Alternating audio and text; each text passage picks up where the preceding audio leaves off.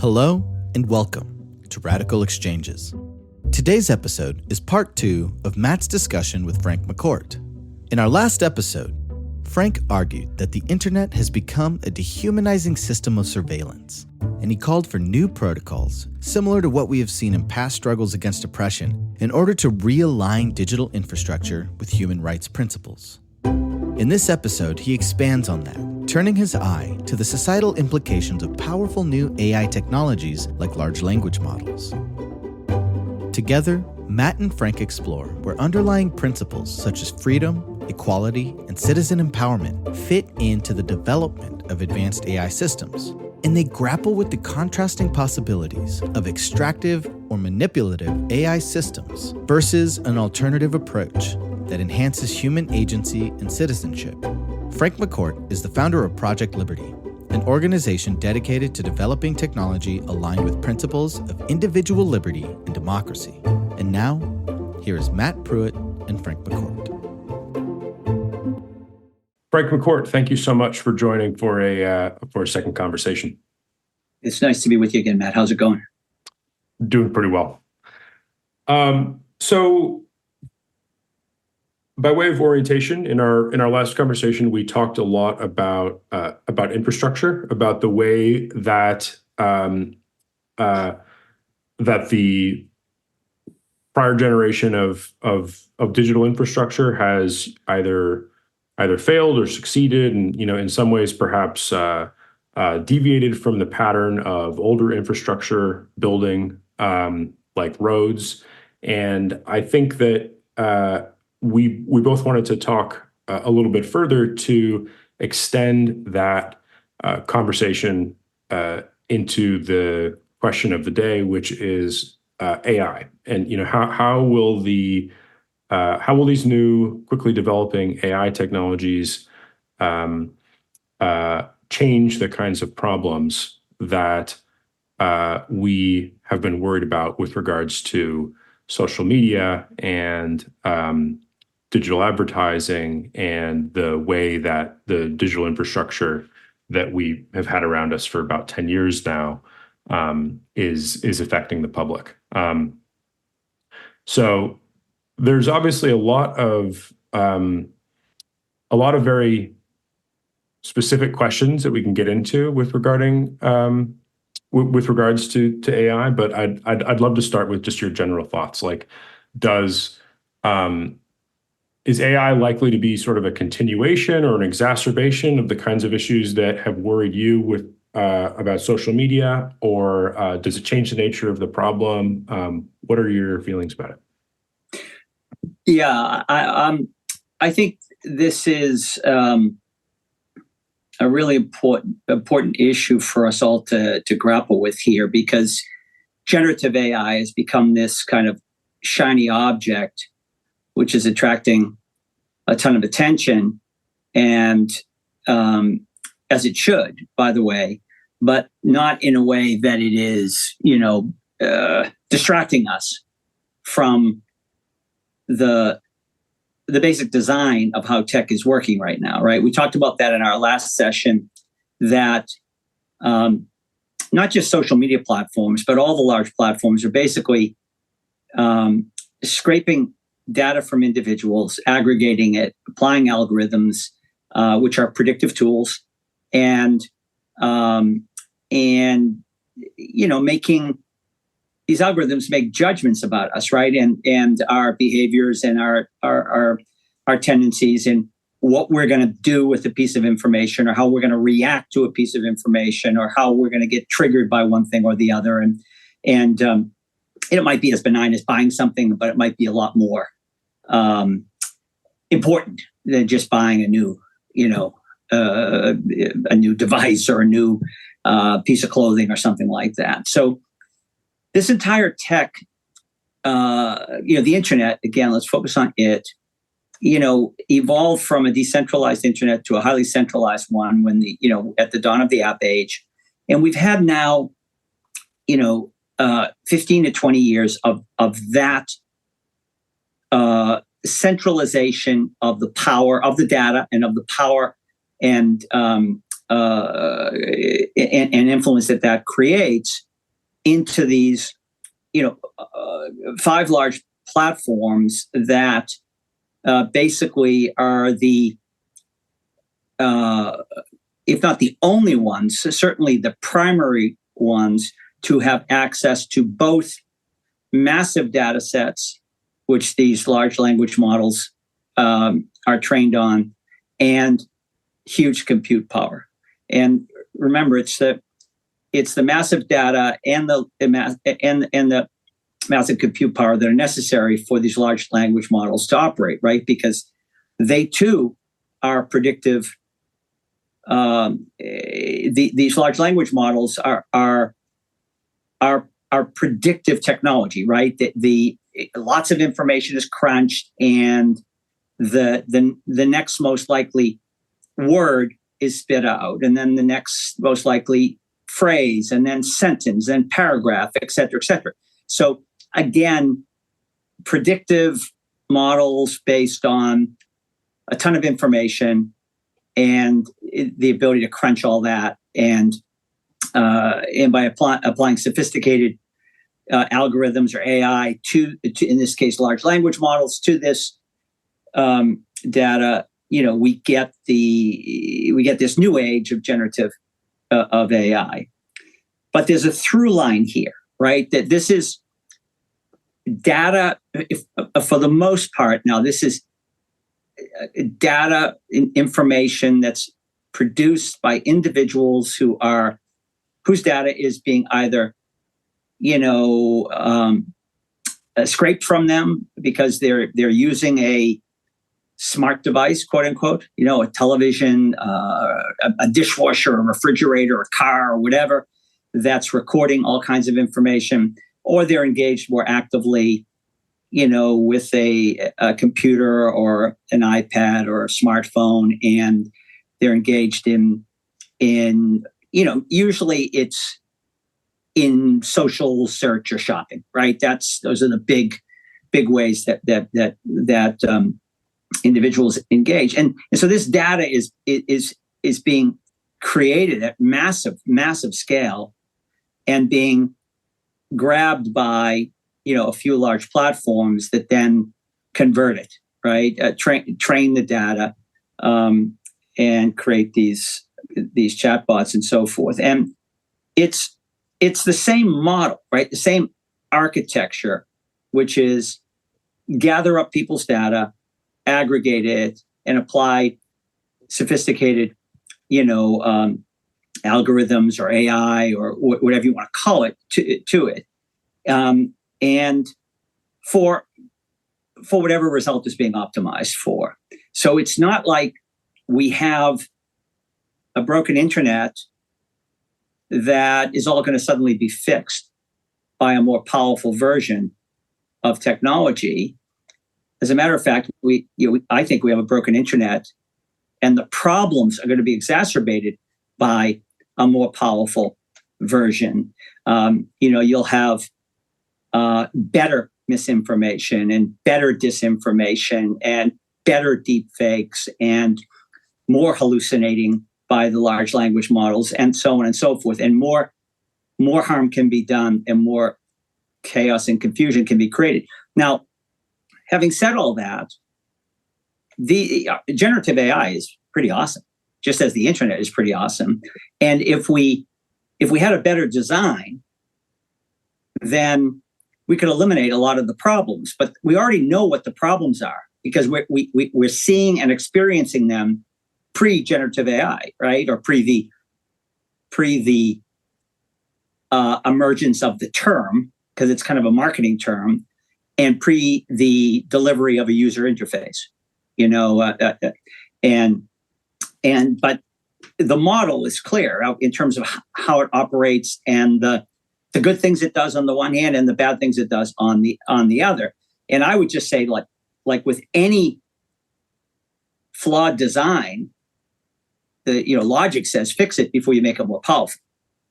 Fix it before you put it under further stress and so on and so forth. I mean, we talked a little bit about physical infrastructure in our last session. Well, there's been all kinds of physical infrastructure that's been built in this country that is, was better than the alternative, but flawed. And when the flaws were, once it was pressure tested with scale, the flaws became apparent, and then it was redesigned, re-engineered for safer, better, bigger, more effective infrastructure.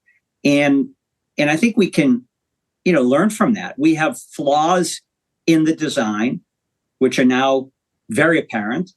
We should fix them, and then have the benefits and wonders of generative AI and solving problems at scale rather than creating problems at scale. So I'm all for AI and all for the tech. It's just I'd love to see it fixed before it gets it becomes more powerful and unwieldy. And I think, by the way, Matt, that all comes down to what we talked about before. Let's put the power back in individuals' hands so that they own and control their data, and you and I can have a say as to whether our data is used in a particular large language model or not. And if it makes somebody $1 jillion, what's the deal? We have the ability to say, no, I'm not comfortable with you using my data because you haven't proved to be trustworthy, or I don't like your standards of operating, and I'd rather let my data be used in some other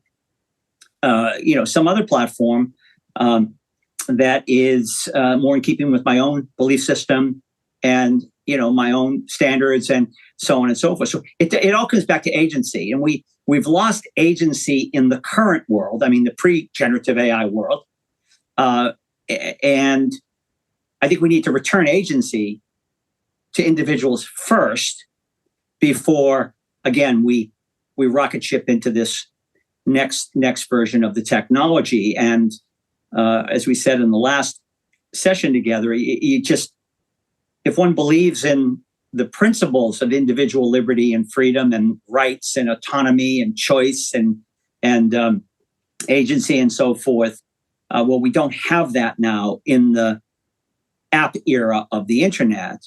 So let's address that, fix that, and then enjoy the benefits of, rapidly advancing technology, which I think will be pretty awesome if we get the design right. Yeah, I want to get into the design a little bit. I'd love to sort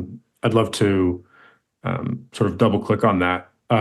But I have a slight digression I just wanted to share with you, which is I read something recently that made me think of our earlier conversation about infrastructure, which was so I was reading about the collapse of the Khmer Empire, so the civilization that built Angkor Wat, and what they thrived 800 years ago or so because they built the best network of roads in the area. They built this fantastic network of roads.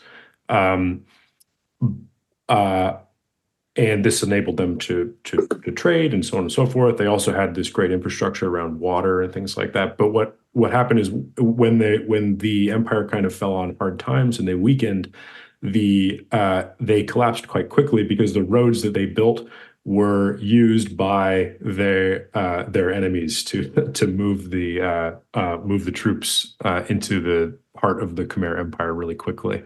I just thought that was interesting. There's this sort of dual aspect to infrastructure that came through just in that little anecdote that made me think of the conversation that we were having, and it also makes me think about AI, right? Because if we think of AI as infrastructure, it's important for us to think about sort of how, not only what it can do for us under ideal circumstances, but also what vulnerabilities it creates and what sort of faults that it might exacerbate in the society, so that it's serving us, not only on our good days but on our bad days, right? It's a great one, because we have right before us right now the whole TikTok situation, right? And you see, how quickly Congress moved because of the national security threat of this two-way street between the Chinese government and American citizens, right? That is providing something to American citizens that they like and enjoy, but at the same time is providing a pathway in for China. And I think we need to have a bigger discussion about that, because this is the same tech that our own big platforms are using, except that the data is going to Silicon Valley, not Beijing or Shanghai. And I get that. That's a big difference. But nonetheless, I don't think we want all that of our personal information, being centralized and aggregated anywhere, quite frankly. And that goes back to the point that if this is going to be, if we're just going to march forward or race forward without, thinking about how to make the technology better, we're going to default into a place where 5 companies have the data and the compute power, and they're going to be the beneficiaries of generative AI. Yes, apps will be created, or that will be, or use cases, or chatbots. There'll be things created that you and I can use, but it won't address the issue of the data that's collected, and that continues to power this machinery. Who will own it? And because again, it's the data that is fueling this, and particularly the human data, because these predictive models are based on how humans think, not how machines think, right? Or other animals think. It's based on human thought processing and human preferences and human emotions and human tendencies. So all of this information that's scraped from the internet is the live data that's going into these models that are being trained. And there's only a few places that currently can benefit from all this, right? Because they have the head start with having aggregated a lot of data and having built up a lot of compute power. But I would argue that this is not private infrastructure. This is some portion of this has to be public infrastructure that we all benefit from and have a say into how it's used, right? And how it's operated, not be, reliant on, an individual CEO or, board members of one of these companies deciding what's good for all of us. And worse yet, one of those company individuals, making some kind of deal with a political figure and giving that political figure all kinds of power, because they, by extension, have the ability to use a platform to influence and sway and convince and propagandize and so on and so forth. So again, this is, when I think of generative AI, I think of this is a bigger, more potent, more powerful version of what we have.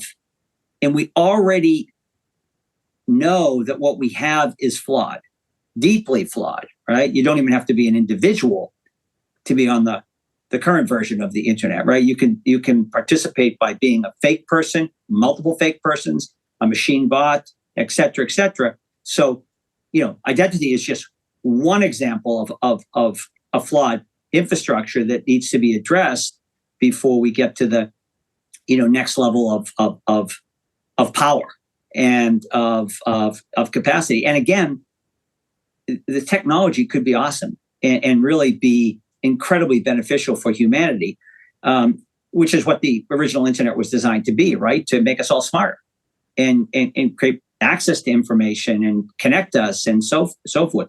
It's become something very different, which is going to lead to very, very different outcomes, and ones that I'm very uncomfortable with, which is having all this power centralized, the power derived from the information and the influence and the wealth and so forth that creates that. It then becomes a cycle of more influence, more wealth, more influence, more wealth, more power, etc. Yeah. And that's exactly what we fought against to become this country, right? From a colony to a country, and from subjects to citizens. And I don't want to see us slip backward here. So when I listen to the AI conversations, of which there are many, obviously, the way that I sometimes categorize it in my mind, or just one little framework that I have for it, is I often hear basically monopoly concerns being pitted against safety concerns, being pitted against geopolitical concerns, right? So there's these kind of three buckets, and I'm curious how you think about these three buckets of concerns, and in particular how you think various different interventions interact with them. So I'd love to hear your thoughts about two things in particular. The first one is open source. So how do you feel about open source models?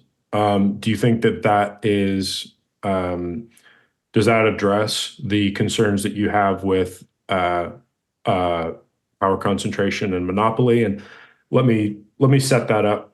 Well, the next thing I want to hear about is data ownership and decentralized social networking protocols and sort of systems for people to maintain control over data, how that could interact with AI. But let me set up the AI question just a little bit. The open source question, because it seems to me that there's a at a first pass, if you think about open source AI, it seems like an intervention that mitigates the monopoly problem, but could potentially exacerbate some of the safety problems and or some of the geopolitical concerns, right? So, and by geopolitical concerns, just to get it out there explicitly, what I mean by that is basically, is China going to get there before the United States in terms of building a super powerful AI? That's what I mean. That's all I mean by that, basically. Anyway, open sourcing models seems like to me, it seems like a potentially an interesting intervention or a good intervention against the monopoly dynamics. But it's worth remembering there's this kind of ironic history here, in my view, because open source data 20 years ago, seemed like this force that was very powerfully fighting against monopoly. But in the last 5 years or so, open source data sets have been one of the tools that have enabled just a handful of companies who have the expertise and the compute to build these models to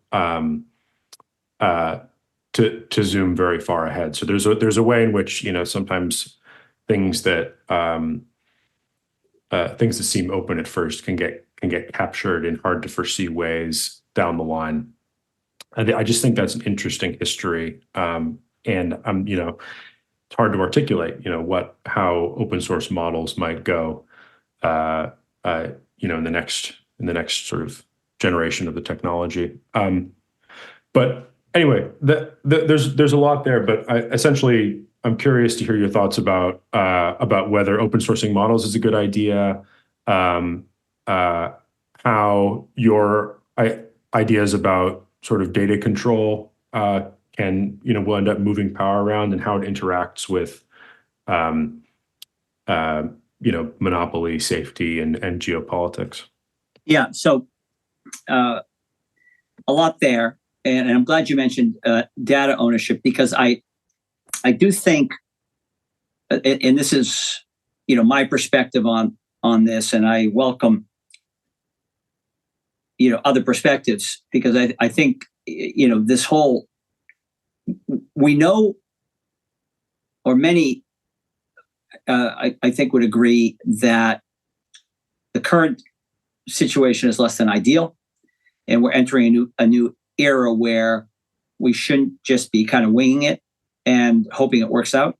We should be reflective right now and really fix the design so that, as I said earlier, when it becomes more powerful, it's more powerful for good, right? For humanity. And of course, we need commercial models to sustain it.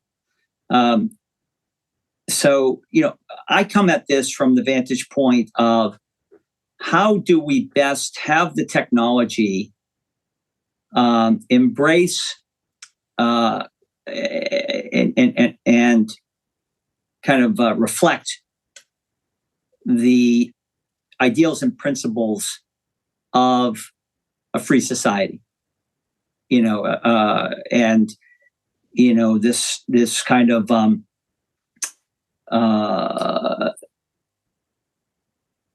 capitalist democracy that has been the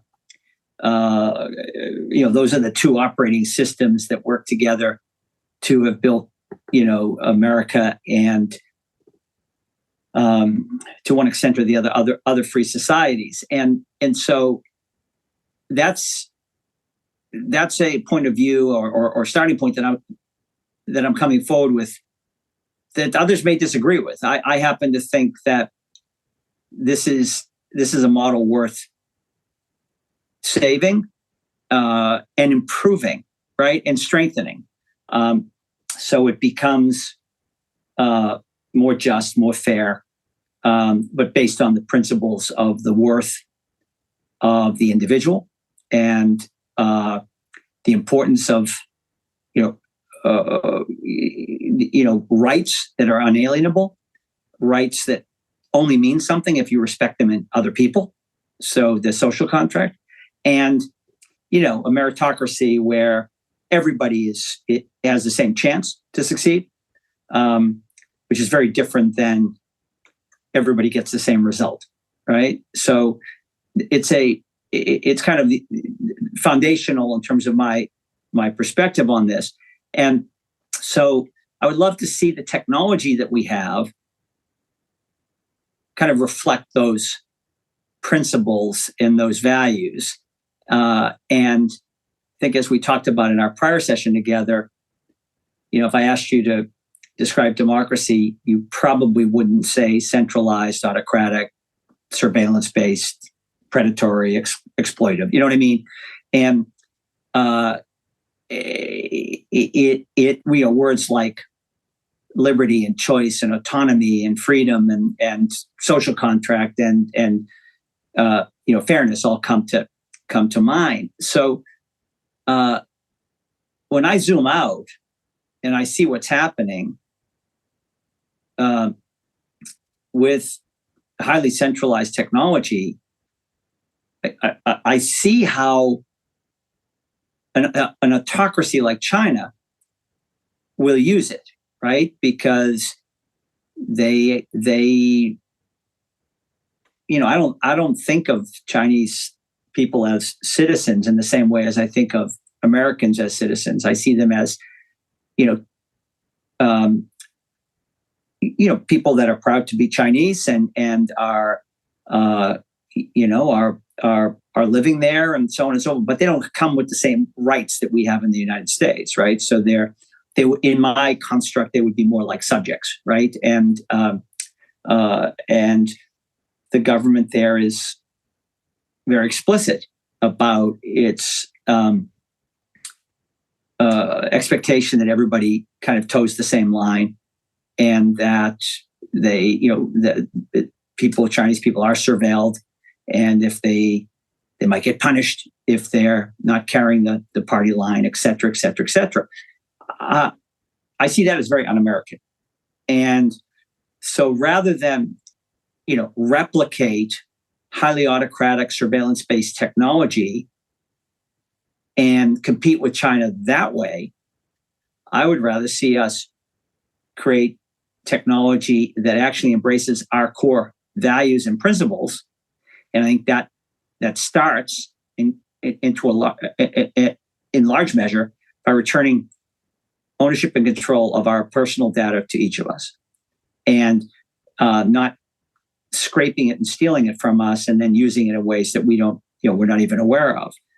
I think that goes a long way towards building out technology where people feel empowered by the data, not frightened by how it's used or feel exploited by how it's used. And, we have a whole regulatory framework that's being built out to protect people, right? It's data protection. Well, that implies that they can be harmed by it, right? If you need to be protected, there must be some harm that's being caused. Well, why not shift the thinking and let other people have that autocratic, centralized form of technology? Why don't we have one that's empowering, where we empower our citizens and empower each of us to feel like we're part of the creation of the next great version of technology to thrust humanity and civilization forward? It's very doable. And I actually believe if you create an internet with integrity and where people are back in the driver's seat, they'll share more information and do it in a way that the information that it's being put into these large language models is highly calibrated, is very accurate, is very clean. You won't have a very high fidelity. You won't have the noisy data we have now because you have so much garbage, that's echoing around the internet. And then, you have technology that kind of embraces values and enjoys the benefit of the power of this, massive tool. But it's built on a different set of principles. And those principles are what has allowed the United States to become the dominant, meaning biggest economy, best version yet of, democracy that humankind has seen, imperfect as it is, and best version of capitalism that it's seen, imperfect as it is.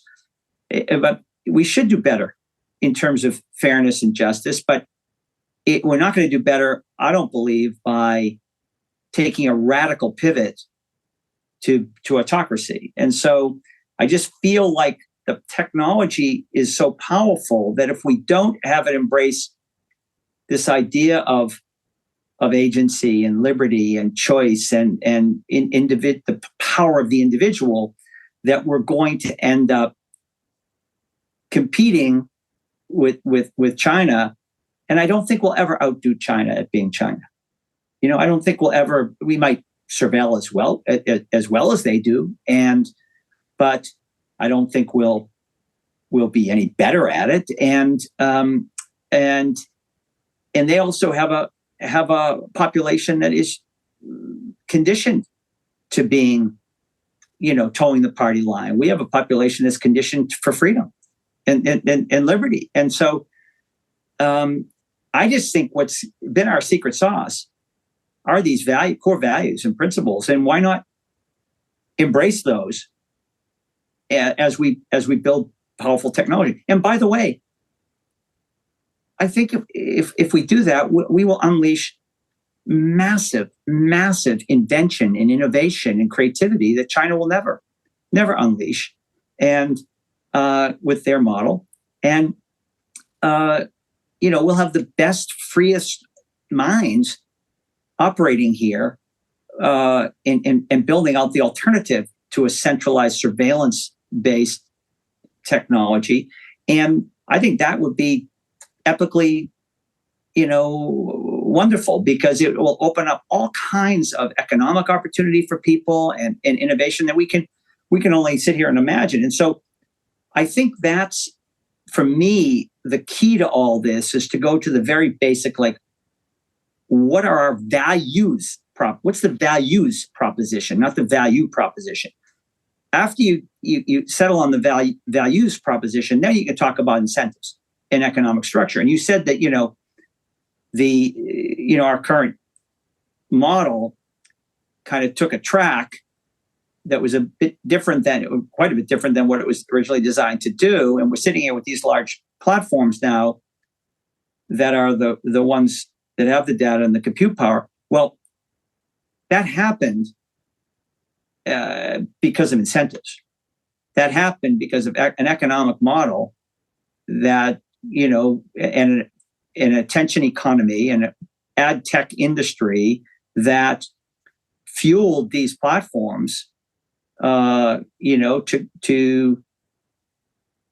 connect consumers with products, right, and to sell ads. And that's that incentive model. To show you how powerful capitalism is and how powerful incentives are, you just have to look at how a decentralized internet became highly centralized because of incentives. So let's not lose sight of incentives here. Open source, I think, is necessary and important at a certain place in the tech stack, but there will be use cases which will, creators, builders, entrepreneurs will build things to create value. And let's have them incentivized correctly, and certainly do it with permission. If somebody's going to use my data, I'd like to give them permission. And that's why I said in our last session, let's have an internet where the new platforms are clicking on our terms of use, right? And if you want to use my, you see the New York Times copyright lawsuit, right, against these platforms. Well, maybe the New York Times would be very happy to have their information used in some of these models if it was permissioned, not just scraped. Because right now everything has just been ingested by these machines, regardless of who created it or who owned it or how valuable it is. And it's just like okay, we own it now, we're going to go build stuff and profit from it. Well, that's not right. That's not fair. And let's just, catch our breath here and build it in a way where people give permission to use it. People are not going to not let their data be shared. I mean, we're not going to, if you and I are asked to use our data to cure a disease, we're going to say, sure, you can use it, but you can use this piece of my information for that purpose only. You can't resell it, and you can't have everything about me just because, you want some piece of medical information or biological information. And so, the social graph is rich in all kinds of information, and we should have some ability to parse it out the way we want to and for what purpose. And, maybe there's another piece of my information that's only going to be used for somebody's commercial purpose, and I'm happy to let them use it for an economic,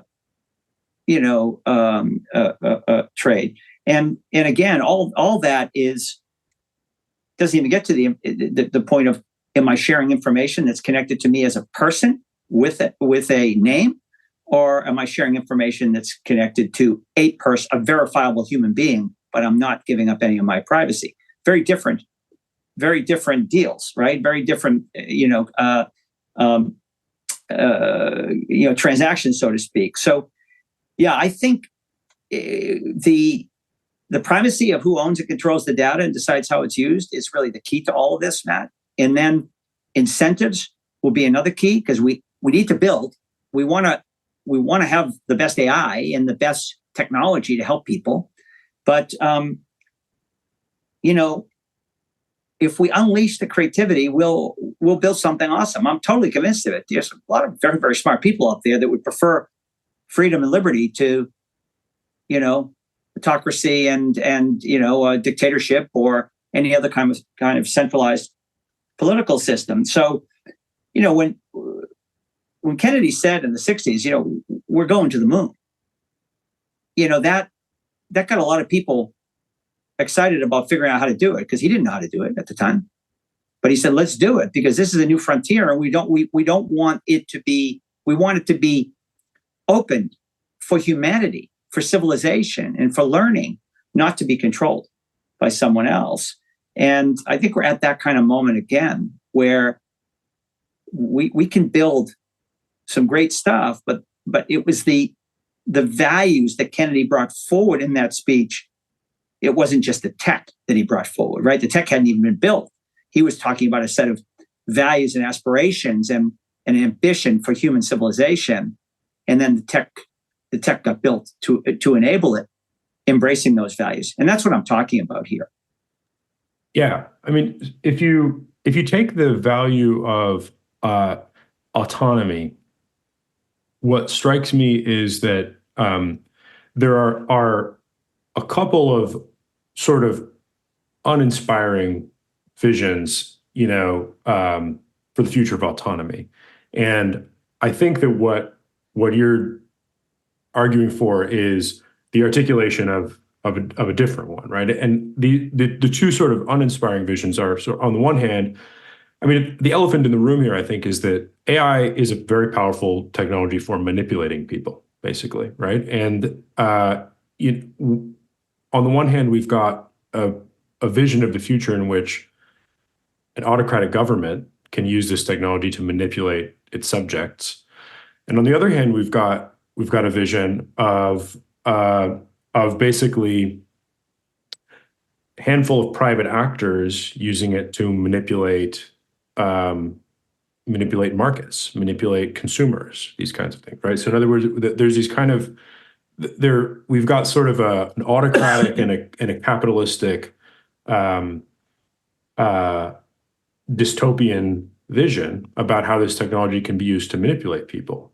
And I think the question is how can we imagine it? How can we imagine this technology being used to enhance our autonomy? And I think that there are different sort of ways in which that might work too. But what you seem to be saying, and correct me if I'm wrong, is that if we all had a bit more control over how our data was used, then the terms that we would be able to impose upon the users of our data, or the people building models with our data, would be such that they would determine the sort of downstream uses of the technology in a better way, right? So that, for example, all of the providers of data to models could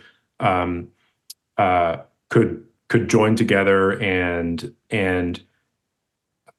impose terms on model builders that would ensure that the models are,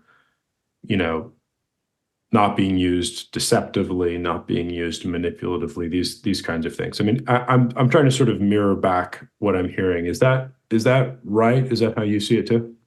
Yeah, no, it's totally right. And the only thing maybe I would tweak about what you said is that I don't think it's quite as binary as you said. There are two models that are ones that we don't want to replicate or perpetuate, and it's the one that kind of manipulates us as people, right? And where we lose our citizenship and become subjects, and that's sort of a political dynamic. And the other is, and that's kind of you talked about China in that context, right? And the other is a corporate model, not a government model or a communist party model, where the data is the advantage of a handful of companies, and they,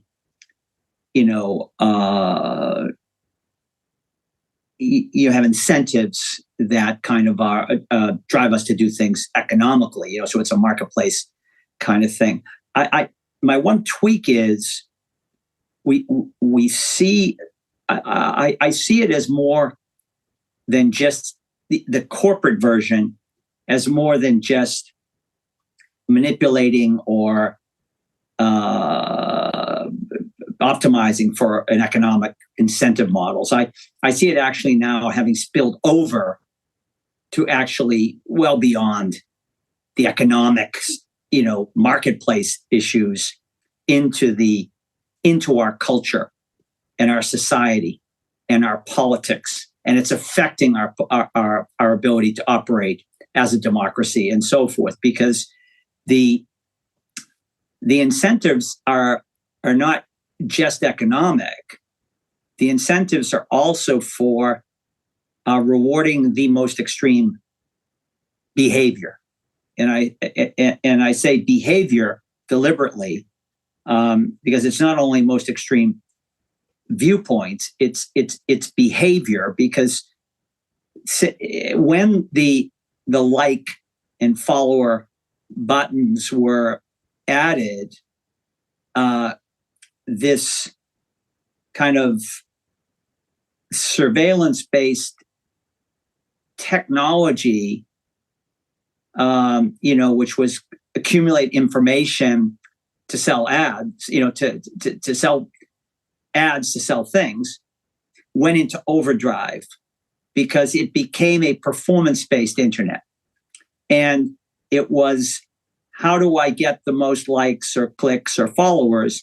And that was the most extreme behavior or position or whatever. And I mean, one only has to look at, pick a moderate politician that makes sense when they talk. They may be right of center or left or center, it doesn't matter, but they're kind of moderate, and see how many, followers they have. And then go to an extreme politician on either side of the spectrum and look at how many followers they have. And there's just no comparison. All of the noise and is at the extreme edges, and that tends to get then the media picks that up, because the media is kind of driven by this search engine optimization model, right? Where, well, if the stuff that's getting picked up the most is this extreme stuff on either side, that's what gets reported on, amplified even further, and then we become, anybody in kind of the middle. I don't know what the percentage is, but just take 70% that's in the middle and 15% at the extremes. That's not science. That's just, I'm trying to make a point. It's that 15% at either end that may not be at all reflective of the 70% in the middle, whose viewpoints may be more nuanced. They may agree with some things, disagree with others. They have their own personal curated perspective on life and what's appropriate and what isn't. But what they're getting is, kind of this extreme behavior on either side, and that gets amplified even by conventional, non, social forms of media, just sort of traditional media and traditional TV, traditional newspapers, and all that stuff. And it's just this. So I my only tweak to what you say is I think this model, which got further deteriorated with the like and follower buttons, where it became performance based and rewarded, extreme behaviors. By the way, including things that weren't even true. There's no like reward for truth or reward for discovery, or reward for a better idea, or reward for advancing, civilization, or strengthening democracy, or protecting kids. The reward system is for extreme behavior, and that includes lying and making stuff up, and just it's almost it becomes a performance-based internet, and that is, that's entertaining for some, I guess. I don't know, but it's not conducive to the types of things we've been talking about here, which is, how do you actually use technology as a force for good, a force, and good. I've already given you my perspective on what I think good is, right? Which I'm trying to be a force for a fairer, better economy, and more just and stronger, democracy, and all of that entails. And I just don't think we have technology that's doing anything to help right now. And yeah, so why make it more powerful before we fix what's wrong? If we agree that these are noble goals and worthwhile goals, if it's all about, I kind of see this fork in the road, Matt, right? Where we could turn left and follow the machines and the technology and say, we got to go build the best AI and the best technology regardless, or there's a path to the right, which says, let's not, forget about our, what makes us special and what's made us successful, and what this country's been about for the last 250 years.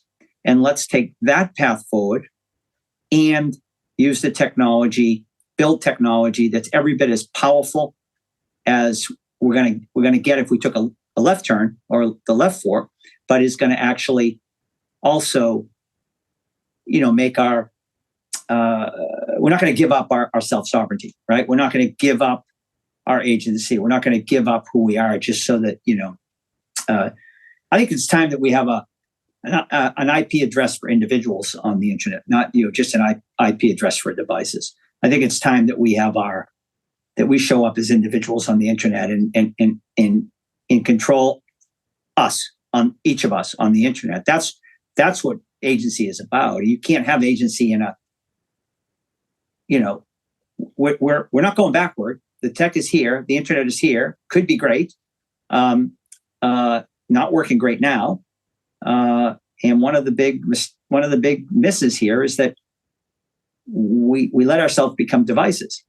And we if we want agency, we need to take back control, take back power of our data, and then have this awesome internet, kick into the next and tech kick into the next gear. But we're seeing the power of the internet, the power of data, the power of our social graphs, the power of technology generally, the power of generative AI. All of it is, pretty amazing. But let's have it embrace the right values, or the ones we agree on, and then let's have fun building again, beating the competition, but with our secret sauce and with what matters to certainly what matters to me, and presumably yourself, because we're having this conversation, which is, individuals matter. We matter. And I'd rather be a citizen than a subject. And I don't want to give up my citizenship just to use the internet or have the benefits of generative AI. Yeah. I couldn't agree more. And it strikes me that what we need to do to avoid this technology being used in ways that won't make us happy is we need to sort of say what we want. So these sorts of the kinds of values that you just mentioned, like for example, if we want AI to serve truth or discovery of new technologies of one kind or another, or these kinds of things, we sort of need to put down those markers in a way, right? We need to articulate them. It seems to me that if we don't articulate what we want the technology to do, then the technology will, it certainly has the ability to do the same kind, to serve the same kinds of incentives that, for example, social media systems have served, right? So for example, like, we seek novelty in a way, right? As consumers, or as viewers of entertainment, right? We want to see something new. We want to see something different. We want to see something that stimulates us.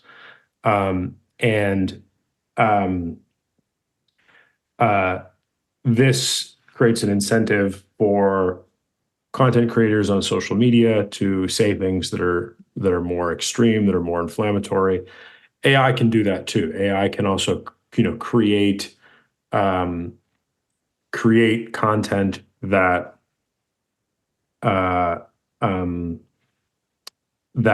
scratches those same kinds of itches. If we don't want it to do that, we have to sort of say what we want it to do and point it in a particular direction. And what I what I spend a lot of time thinking about, what I'm really curious about is, how do we lay down those markers, right? How do those kinds of those markers, those values that we think the technology should be serving, how are they going to emerge, right? Are they going to emerge through, one way that that interests me, that I'd love to see them emerge is, for example, if people had more power over their data, if people had more leverage or more control over the way that their data is used, could they deliberate about what they want it to be used for, and lay down those markers about how the data can be used in a way that downstream actors building models with their data would need to respect, for example? Can those markers be laid down through, another model is those markers get laid down through regulatory processes, at the government level. There's also, I think one interesting example here is the work of my colleagues at the Collective Intelligence Project, who are running innovative democratic processes that articulate values and then try to build those values into the sort of constitutional AI structure in Anthropic's models, right? So this is another way of kind of articulating what those values are and trying to make sure that the AI systems we build are pointed towards them. So what I'm asking is, how do you think, like, the difficulty, of course, is agreeing. The difficulty is, how do we all see each other and have a conversation, have a deliberation, take a vote, go through some kind of a cultural process in which we articulate these things. How do we get to the point where we've got enough consensus or enough legitimacy around a few values that we can plant them in the ground in this sort of clear and authoritative way that we probably need to, and ensure that that we're steering towards them? I mean, how do you think that? What does that look like? Yeah, I think that you're circling around now the set of issues that are really front and center as we reinvent, reinvigorate, re-energize democracy, and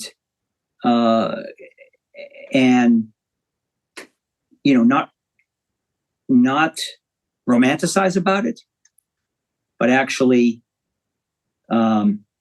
re-energize it. And a couple things. I love the way you set this question up with it requires each of us to engage and express our viewpoint on things, right? Being a citizen actually comes with a set of responsibilities. You can be a very passive subject. And so for me, if I think of subjecthood, I think passivity fits right into it as one of the characteristics. If I think of citizenship, I don't think of passivity. I think of being active, responsible, accountable. Right? Each of us are accountable for our own behavior in a democracy. And the next point is, when you think about it, democracy isn't about getting your own way all the time.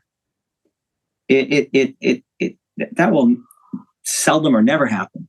It's about, as you say, reaching consensus on like, this is the best way forward at this moment in time for all of us.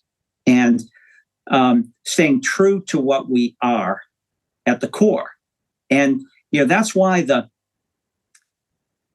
thin layer code or protocols or founding documents, the Constitution, the Bill of Rights, even the Declaration of Independence, these are very, very,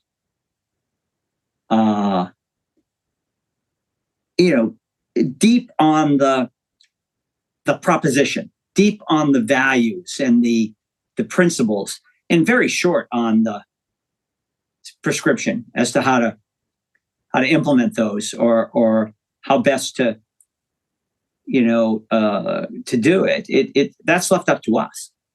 And the founders knew that they were going to be around for for a period of time, and they would give it their best shot. But then the next generation would have to give it their best shot, and so on and so on. And here we are. Here we are, and it's kind of simple. We can just sit back, be passive, allow ourselves to be subjects, and let the machines do their thing. We can all be, sit there and say, aren't these machines awesome? And wow. Or we can say, wait a second. Yeah, the machines are awesome, but we should be the master of the tool. And I want to be a citizen. And I'm willing to do what it takes to citizen, right? To think of it as a verb, not just as a noun. And that means I'm going to, I care about the future. I care about the next generation. I care about my fellow man and woman. I care about, my family. I care about my own life. And it's worth investing in these things. And some will invest more than others. I get that. It's not, asking everybody to make it a full-time job, but we do need to move away from just being entertained by, the internet and kind of becoming somewhat passive because of it and because of its design, which is kind of addictive and does, get people spending hours and hours, online. And, in kind of like, let's get the light bulb to go off and say, we can have all the benefits of this, and we can be entertained, but at the same time we could be smarter, and we can be more engaged, and it can be more fulfilling and fun, and we can actually build the future that we as individuals feel more fulfilled by, and we're actually doing something good for each other and for the next generations. And without that kind of perspective of the future, we might as well take that left fork and just follow the machines, because the right fork does involve, showing up. It does involve being a citizen and expressing a viewpoint and but also listening to others and coming at it from the perspective. I think everybody should come at it and say, like, what do we all agree on? Do we all agree that we're worth something, that we'd prefer to be citizens and subjects? Okay, good. Do we all agree that we're equal? And should be treated that way by others and by the law and so forth? Okay, good. Do we all agree we should have the same opportunities in life? Okay, good. Do we all agree we're smart enough to govern ourselves, and we don't need to have somebody be appointed to, or because they're born into a family, govern us? We can figure it out ourselves. Okay, good. Et cetera, et cetera. Do we all agree, by the way, that if the rights are going to mean anything to each of us, we got to respect them and other people? Okay, good. We don't have to agree on much more. We just have to agree on the basics that we're taking the right fork. We're going to take the right, the fork in the road to the right, and figure this out together based on a set of principles where we're each worth something, and we're each worth a lot, and we are equal, and we're where we have ideas and we have, you know, everybody carries their own dream forward, right? And let's express that. Let's amplify that. Let's give people that excitement that comes from the opportunity and the possibilities that we're all driven by as human beings, and the relationships and the learning and the getting smarter and the acts which make us feel good about ourselves, and the acts of others that when we see them happen, we feel better about all of us, you know. And let's embrace that and have technology that enables it. And, you know, the last thing I would say is I get nervous when we start thinking the technology itself is going to do it for us. You know, that's the one part you know, the thin layer legal code, or, you know, governance code that's in the Constitution and the Bill of Rights and so forth, it doesn't do it all for us. We have to figure it out ourselves, consistent with a set of principles and values. And that creates an obligation on us to sort through that. And I don't think the thin layer code and computing code is going to figure it all out for us. I think it can, you know, it can do things like give us ownership and control of our data. That it can do. It can give us agency. It can give others, you know, the same. But it then comes with us having the burden of figuring out the rest and how we want it to be used. But generally people are, I find, if you take away the triggering and the manipulation and the brainwashing of people, and you just get back to basics, people are good for the most part. People want to be smarter. People want to make more money. People want their family to be taken care of and safe.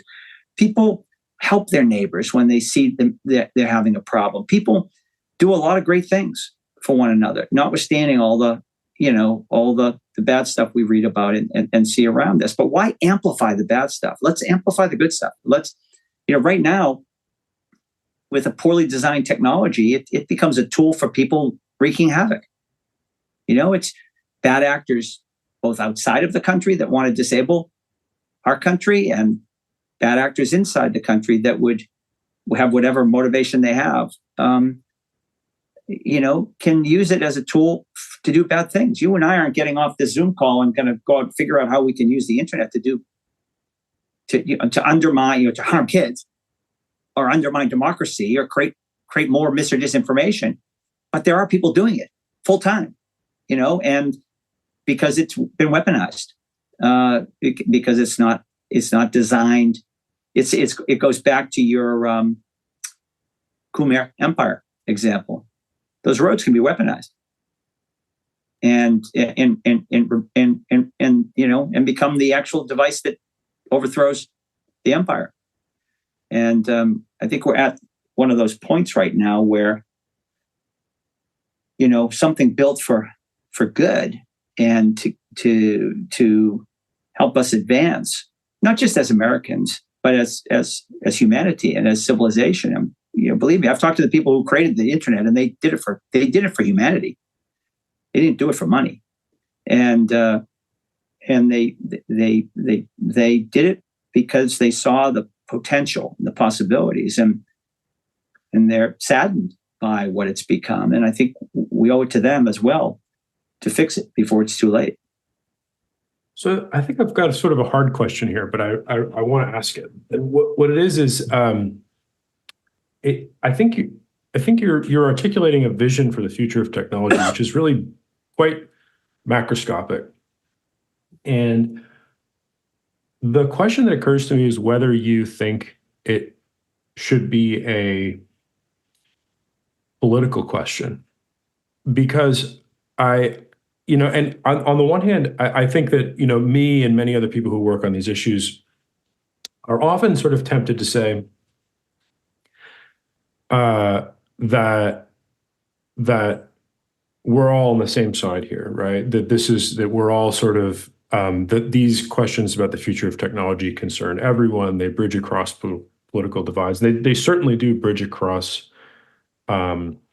conventional political divides, like left right. This kind of thing is I think quite orthogonal to that. But it does seem to me that it seems like it might be useful for us to be having conversations at a national level, say, about the future of technology, about, sort of, do we want to go this way or do we want to go that way? And and I wonder if it needs to be somewhat politicized, because the reality is that there are forks in the road here, right? There are different ways that we could go, and do you think that in order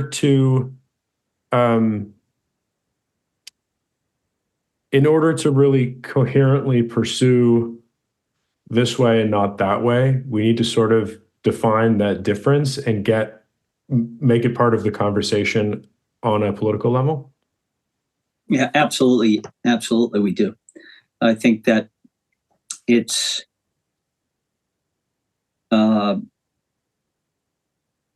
essential to the outcome here. It's why Project Liberty has a third leg to the stool. It's why, a lot of people want to focus on the technology because it's interesting and it's such a big part of our lives now. And so they focus on the tech track of Project Liberty. And,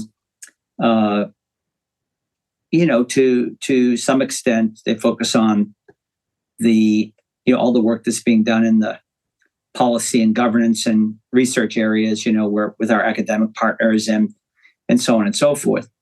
But really, it's the third leg of the stool that I think is the key one, and that's the movement or campaign leg of this. This I don't know. Can you think of a bigger issue that in the day and age we live in? I cannot. No, nor can I. And so, shouldn't our national political discussion engage in the biggest issue of the day? I certainly think it should, and I'm disappointed that it's not front and center in the national political, discourse and debate. And I think it's a miss. And sadly, a lot of the time and energy is being because there's no discussion about the biggest issue of the day, which might have the potential of actually driving the conversation towards a more hopeful future for all of us.